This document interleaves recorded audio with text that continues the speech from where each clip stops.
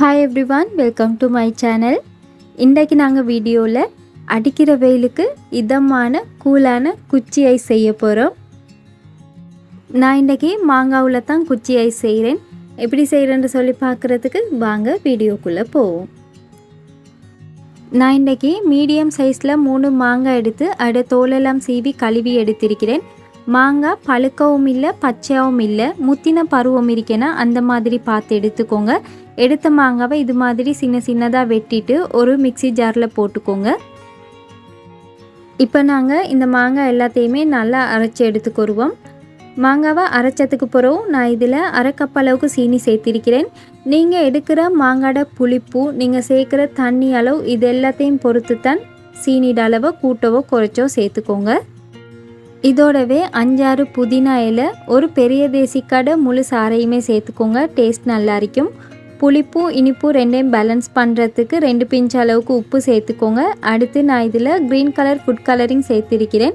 இதோடவே உங்கள்கிட்ட இருந்தால் மாங்காய் எசன்ஸும் சேர்த்துக்கோங்க. இது ரெண்டுமே ஆப்ஷனல், இல்லாட்டி ஸ்கிப் பண்ணிடுங்க.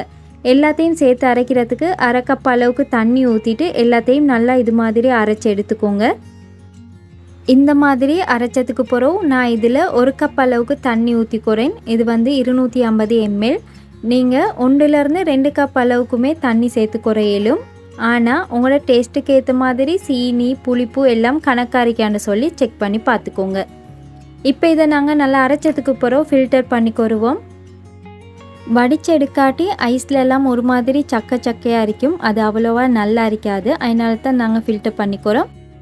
ஒரு க்ளீனான துணியில் கூட நீங்கள் இதை வடித்து எடுத்துக்கிறோம். மேலும் இதையே நீங்கள் ஐஸ் க்யூப் சேர்த்துட்டு ட்ரிங்காக கூட குடிக்கலும் நல்ல டேஸ்ட்டாக இருக்கும்.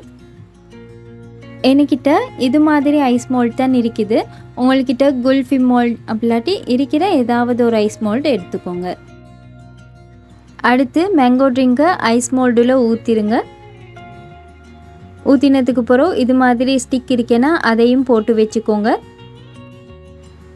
இதை நாங்கள் குறைஞ்சது 8 ஹவர்ஸாவது ஃப்ரீஸ் பண்ணி குற வேணும். நான் ஓவர் நைட்டுக்கு வைக்க போகிறேன்.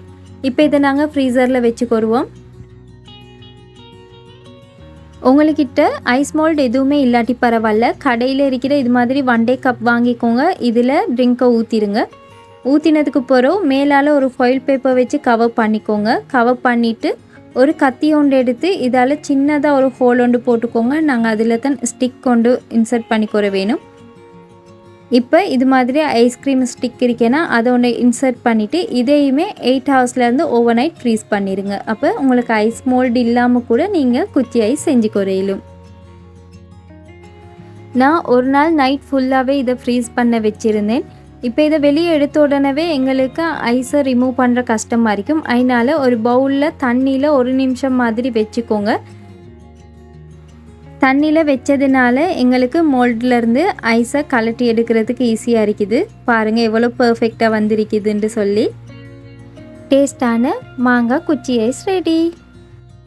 இதே மாதிரி தான் நான் அந்த 1 டே கப்பில் செஞ்சு கொண்டேன்னா அதையும் ஓவர் நைட் ஃப்ரீஸ் பண்ணி எடுத்திருந்தேன். அதையும் 1 நிமிஷம் மாதிரி தண்ணியில் வச்சு எடுத்துட்டு ஃபாயில் பேப்பரை ரிமூவ் பண்ணிக்கோங்க. ஃபாயில் பேப்பரை ரிமூவ் பண்ணினதுக்கு அப்புறம் இந்த ஸ்டிக்கை பிடிச்சி இது மாதிரி கொஞ்சமாக ட்விஸ்ட் பண்ணிவிட்டு எடுத்தீங்கன்னா ஈஸியாகவே கலண்டு வந்துடும். ஐஸ் மோல்டு இல்லாத நேரங்களில் நீங்கள் இது மாதிரி செஞ்சு குறையிலும். இந்த ரெசிப்பியில் ஃபுட் கலரிங் ஆப்ஷனல் தான், விரும்பினா மட்டும் சேர்த்துக்கோங்க. சம்மர் நேரத்துலலாம் இது மாதிரி செஞ்சிங்கன்னா இன்னும் வேணும்னு கேட்பாங்க. கட்டாயம் நீங்களும் செஞ்சு பாருங்கள். இந்த வீடியோஸ் உங்களுக்கு பிடிச்சிருந்தா சப்ஸ்கிரைப் பண்ணி சப்போர்ட் பண்ணுங்கள். இன்னொரு ரெசிபி ஒன்றோட உங்களை சந்திக்கிறேன். அது வரைக்கும் பாய், டேக் கேர், தேங்க்ஸ் ஃபார் வாட்சிங்.